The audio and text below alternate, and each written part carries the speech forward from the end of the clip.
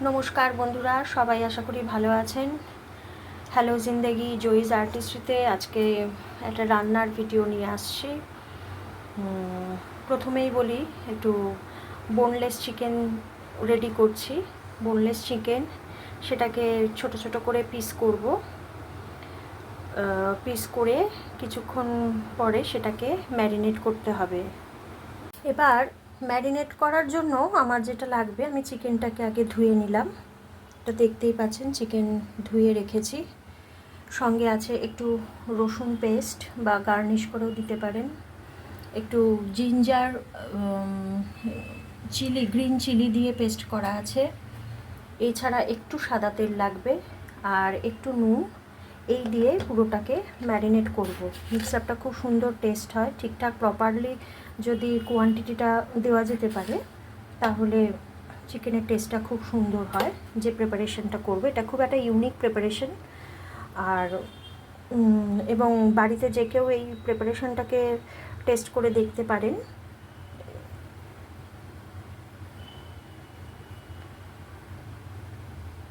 বাড়িতে যারা চিকেন খেতে ভালোবাসেন, তাদের জন্য এটা খুবই ভালো লাগবে আশা করা যায়। এটাতে রসুন দিয়েছি, রসুন গার্নিশ করে দিয়েছি, আদা দিয়েছি। আদার সঙ্গে গ্রিন চিলি পেস্ট করে রাখা ছিল, সেইভাবে দিয়েছি। এবার অল্প একটু সাদা তেল দেব।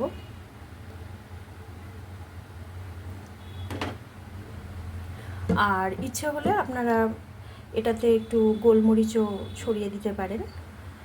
দিয়ে টোটালটা মিক্স আপ করে মোটামুটি হাফ অ্যান আওয়ার রাখতে পারেন, 1 ঘন্টাও রাখতে পারেন। চিকেনের একটা মজার বিষয় হচ্ছিল, চিকেনটা যতক্ষণ বেশি ম্যারিনেট করে রাখবেন, চিকেনের ফ্লেভারটা তত বাড়বে। চিকেন এগুলো আমাদের দৈনন্দিন জীবনের রেগুলার জিনিস। খুব একটা যে নতুন কিছু ব্যাপার, চিকেনের কিছু ব্যাপার, সেটা তো নতুন কিছু ব্যাপার না। কিন্তু যে একটু ক্রিয়েটিভলি, একটু ইউনিকভাবে যদি জিনিসটাকে, প্রিপারেশনটার কথা ভাবা যায়, একটু ক্রিয়েটিভলি যদি কোনো প্রিপারেশন করা যায়, তাহলে সেটার টেস্টটা খুব ভালো ইনকার করে। আমি একটু পরে এটাতে একটু গোলমরিচও অ্যাড করে দেবো। দিয়ে আমি এবার এটাকে ফ্রিজে রেখে দেবো। এটা বেশ অনেকক্ষণ ম্যারিনেট হবে, ম্যারিনেট অবস্থায় থাকবে। চিকেন, আবারও বলছি, যতক্ষণ একটু বেশি ম্যারিনেট করবেন, চিকেনে তত বেশি ফ্লেভারটা বাড়বে। আচ্ছা, আমি আপনাদেরকে বলেছিলাম আমি একটু ম্যারিনেট করার সময় আমি যখন ফ্রিজে রেফ্রিজারেটরে দেবো, তো আমি দেওয়ার আগে একটু গোলমরিচ মিশিয়ে দেবো আপনাদের বলেছিলাম। তা আমি ম্যারিনেট করার পরে ফ্রিজে দেওয়ার আগে আমি একটু গোলমরিচ ছড়িয়ে দিয়েছিলাম। এবার আমি এটাকে মিশিয়ে দিচ্ছি। দিয়ে আমি এবার এটাকে একটু স্টিমে দেব। এটা এতক্ষণ এত সুন্দর ম্যারিনেট হয়েছে, জাস্ট স্টিমে একবার কি দুবারের জন্য দিলেই পুরো বোনলেস চিকেনটা ভীষণ ভালো বয়েল হয়ে যাবে এবং খুব ভালো এটার টেস্ট হবে। এবার দেখাবো, আমাদের তো চিকেনটা সেদ্ধ হয়ে গেছে, খুব ভালোভাবেই সেদ্ধ হয়ে গেছে, বেশ নরম আছে।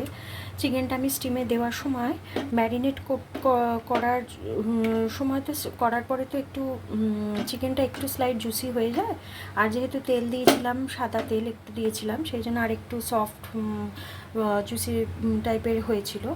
তো যে স্টিমে দেওয়ার আগে আমি ওই স্টক একটুখানি স্লাইড জল দিয়ে দিয়েছিলাম, সেই জলটাতেই আমি চিকেনটাকে বয়েল করেছি। এবার চিকেনটা যে স্টিমে ঠিক একবারই দিয়েছি, তার বেশি দিতে হয়নি।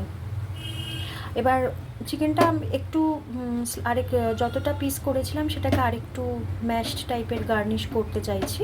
এটা না করলেও নয়, তবে না করলেও চলে, কিন্তু এটা করলে দেখতে একটু ভালো লাগে। নাহলে চিকেনটা একটু মনে হবে যেন চিকেনটা কীরকম মানে বড় বড় পিস চোখে লাগছে। না, ঠিক এর থেকে বেশি কিছু না। এটা করা যেতেও পারে, নাও যেতে পারে। আমি করে নিচ্ছি।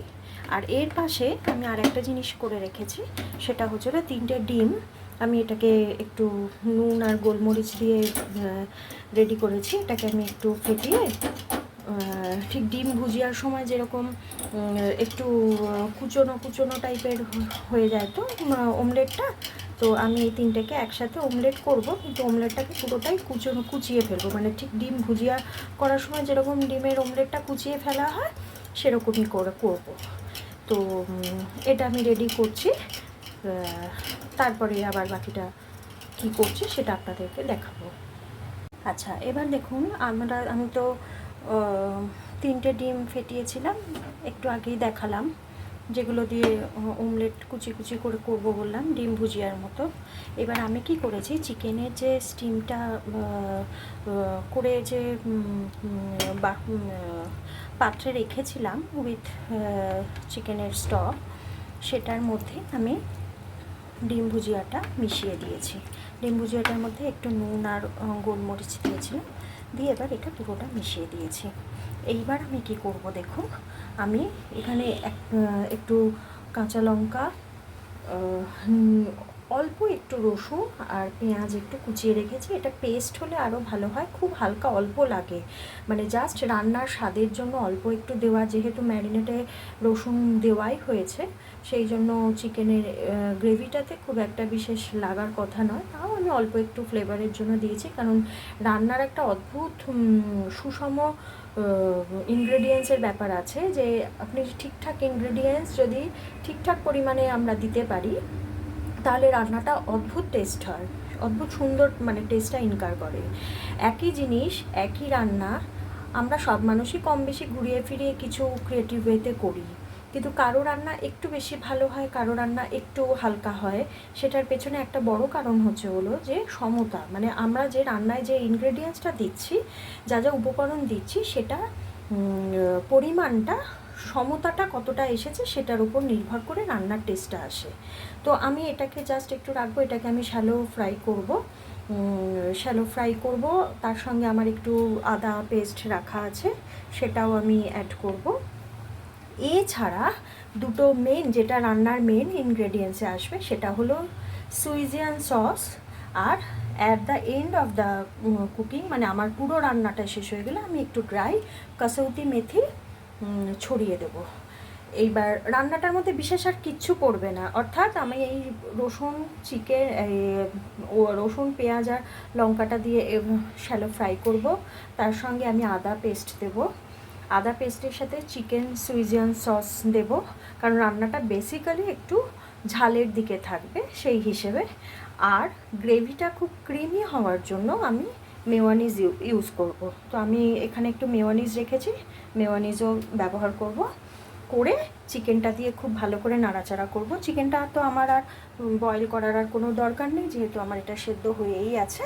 তারপরে নামানোর পরে আমি একেবারে কাসৌতি মেথি একটু ছড়িয়ে দেব। খুব ফার্স্ট ক্লাস রান্না হবে। রান্নাটা আমি এবার করছি, এবার দেখাচ্ছি। আমার গ্রেভিটা অনেকটাই তৈরি হয়ে গেছে। আমি যেরকম বলেছিলাম একটু পেঁয়াজ রসুন আদা খুব ভালো করে ফ্রাই করেছি, তারপরে জিঞ্জার পেস্ট যেরকম ছিল যেরকম পরিমাণ মতো মিশিয়েছি। এছাড়া সুইজিয়ান সস, মেয়োনিজ, একটু স্লাইট নুন সব মিক্স আপ করা হয়ে গেছে। আমার জিনিসটা এবার গ্রেভি পার্টটা তৈরি হয়ে গেছে। এবার আমি এতে চিকেনটা মিশিয়ে দেবো, চিকেন ভুজিয়া করে যেটা রেডি করে রেখেছি সেটা মিশিয়ে দেওয়ার পরে রেসিপিটার মধ্যে আমি সবার লাস্টে একটু ড্রাই কাসৌতি মেথি ছড়িয়ে দেব। চিকেনের টোটাল রেসিপিটার নাম হলো সুইজিয়ান কাসৌতি চিকেন। এটা বানিয়ে তারপরে আবার আপনাদেরকে দেখাচ্ছি, সবাইকে এবার দেখাচ্ছি। আমার রান্নাটা হয়ে গেছে, রান্নাটা খুব সুন্দর দেখতে লাগছে। রান্নাটা এবার এমনি একটু ড্রাই কাসৌতি মেথি ছড়িয়ে দিয়েছি, যেরকম বললাম। কাসৌতি মেথির একটা অদ্ভুত ব্যাপার আছে, যদি পরিমাণ মতো দেওয়া যায় ফ্লেভারটার জন্য খুব সুন্দর রান্নার স্বাদ আসে। অর্থাৎ কাসৌতি মেথির বেশি দেওয়া যাবে না, আবার কমও দেওয়া যাবে না। তো ওই প্রপোর্শনটাই হচ্ছিলো রান্নার ক্রিয়েটিভিটি, মানে যে কোনো মেন যে আইটেমগুলো থাকবে রান্নার, সেটার মেন উপকরণটার পরিমাণটাই হলো রান্নাটার আসল ক্রিয়েটিভিটি। তো সেই হিসেবেই রান্নার টেস্টটা বাড়ে বা কমে। আর পুরো রান্নাটা সাদা তেলে হয়েছে, আমি রাইস ব্রান অয়েল ইউজ করি, তো আমি পুরোটাই সাদা তেল রাইস ব্রান অয়েলেই করেছি। রান্নাটা এরকম দেখতে হয়েছে। আর রান্নাটার বিউটিটা বলে দিচ্ছি, এই রান্নাটা খাওয়ার জন্য রুটি, পরোটা, ফ্রাইড রাইস, সাইডে আরও কিছু জিনিস দিয়ে খাওয়া যেতে পারে। ধরুন ভেজ মোমো, পাশে এটা সুপি চিকেন হিসেবে ইউজ করা যেতে পারে, বা তন্দুরি চিকেন তন্দুরি, তার সাথেও এটা মিক্স করে খাওয়া যেতে পারে, মিক্স অ্যান্ড ম্যাচ করে। মোমো আর চিকেন তন্দুরির সাথে মিক্স অ্যান্ড ম্যাচ করে খাওয়া যেতে পারে। এছাড়া রুটি, পরোটা, মিক্সড ফ্রাইড রাইস এইসবের সাথে বা ব্রেড টোস্ট এসবের সাথে রান্নাটা ভীষণ ভালো টেস্টটা ম্যাচ করবে, মানে রান্নার টোটাল ফ্লেভারটাই বা আইটেম হিসেবে খুব ভালো ম্যাচ করবে। আজকে আপাতত এই রান্নাটা আমি এভাবেই এখানে আমার হয়ে গেল কমপ্লিট। রান্নাটার নাম হলো সুইজিয়ান কাসৌতি চিকেন। বাড়িতে সবাই যার মানে দেখে যার ভালো লাগবে একটু বানিয়ে দেখবেন, নিশ্চয়ই ভালো লাগবে। রান্নাটার মধ্যে খুব নতুনত্ব আছে, ক্রিয়েটিভিটি তো আছেই, আর টেস্টও আছে। সবার কীরম লাগলো দেখে একটু জানাবেন। কারো যদি ভিডিওটা দেখতে দেখতে কিছু প্রশ্ন থাকে নিশ্চয়ই প্রশ্নও করবেন, যথাসম্ভব যেখানে মনে হবে যেটা উত্তর দেওয়ার মতো নিশ্চয়ই দেব। আর রান্নাটা নিজেরাও ঘরে বানিয়ে দেখবেন। বাড়িতে অনেক সময় কি হয়, ছোট ছোট ছেলেমেয়েরাও থাকে যারা একটু সবসময় চিকেনের একঘেয়ে রান্না পছন্দ করে না, তাদের জন্য এটা অতি অবশ্যই একটা চেঞ্জ হয় আর খুব প্যালেটেবল ডিশ হয়। ধন্যবাদ, সবাই ভালো থাকবেন। হ্যালো জিন্দেগি জয়িজ আর্টিস্ট্রি পেজ থেকে আমি জয়িতা সবাইকে শুভেচ্ছা জানাচ্ছি। সবাই ভালো থাকবেন।